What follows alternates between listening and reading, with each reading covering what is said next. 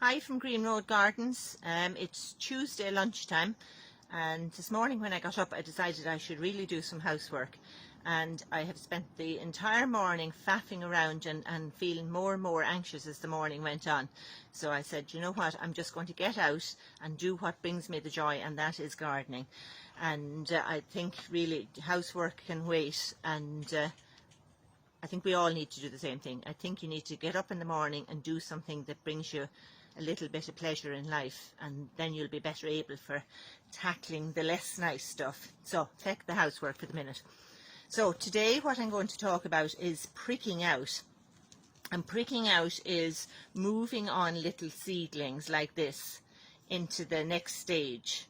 So I want to show you with two little seedlings here the difference between when they should and when they shouldn't be planted on. So this little one here, it has what we call seed leaves.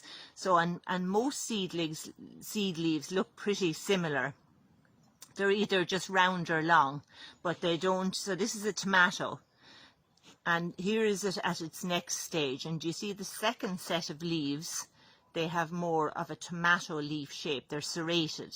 So while baby leaves or seed leaves generally don't have much distinction to them, you wouldn't know what they were, the true leaves, which are the second lot of leaves come, they will generally be the shape of the leaf that the plant will eventually have.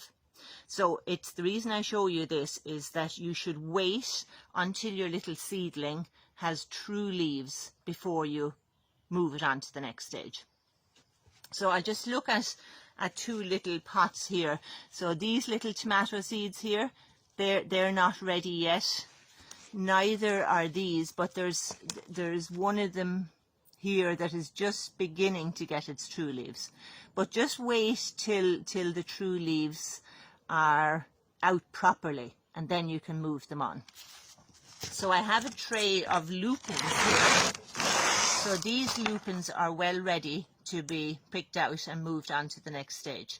So what I'm going to do is you get some little tool and the end of a knife, or I'm just using a little plant label here, and I'm going to go down under the plant like that and gently ease it up.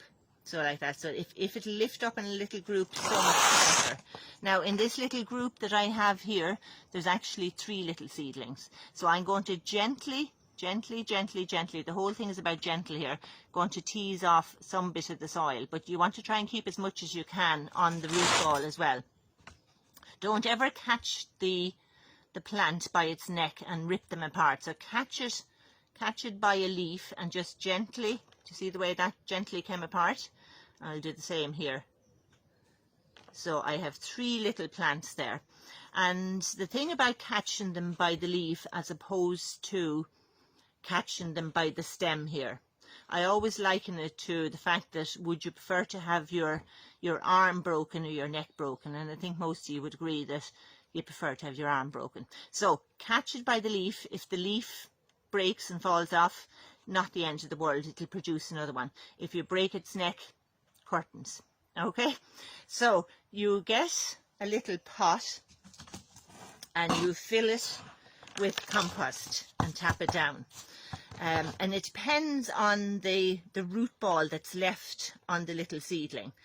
If it's got quite a big root ball like that, rather than making a little hole in the centre and pushing it down, which to me is likening to pushing your 2 legs down in the one pajama leg of your pajamas.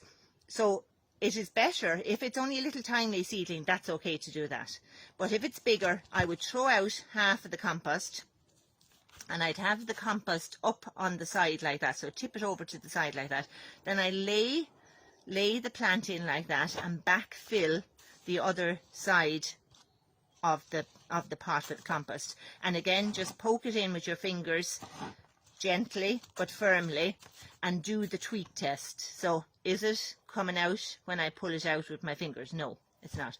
So just gently, and you give it a bit of love and care and say, grow little plant, grow, and you stand it into the water and leave it to soak up, and then put it somewhere to come on a bit. And I'm just going to show you a plant that would have been moved on like this. It's a tomato plant, and I just want to show you at what stage you would move it on from there. So I'm going to tip it out again. I'm not catching it and pulling it out. In this case, I'm going to put my fingers across the pot and looking at it. So you can see the way there are some roots going through the soil there. But that isn't ready. That doesn't need to be moved on yet. But I'll cover that again in another day. So I'll put that back in there. And just to say to you, I think I might have given the impression that your seeds should come up in a week. They possibly will, and they possibly won't. They might take a fortnight. They might take 16 or 17 days. Don't worry about it. They will come up at some point, but do have the date on them, so that you can decide after 3 or 4 weeks whether they're not going to come or not. A lot of plants, a lot of packets of seeds will have written on the back of the pack, you know, that the germination time is 2 weeks or 3 weeks or whatever it is. So that'll give you a guide. But yes, don't give up hope. I know that you won't have anything ready to prick out at this stage from this week anyway, so but just in case some of you had some little seedlings coming on, I said I'd show you that. And all of these videos will remain on my Facebook page, and I'm hoping to set up a Facebook group with the help of my niece Kate, so hopefully I'll get that up and going in the next few days, and all the videos will be there. So for the moment, just forget the housework, forget the nasty jobs, get out and do something that you enjoy.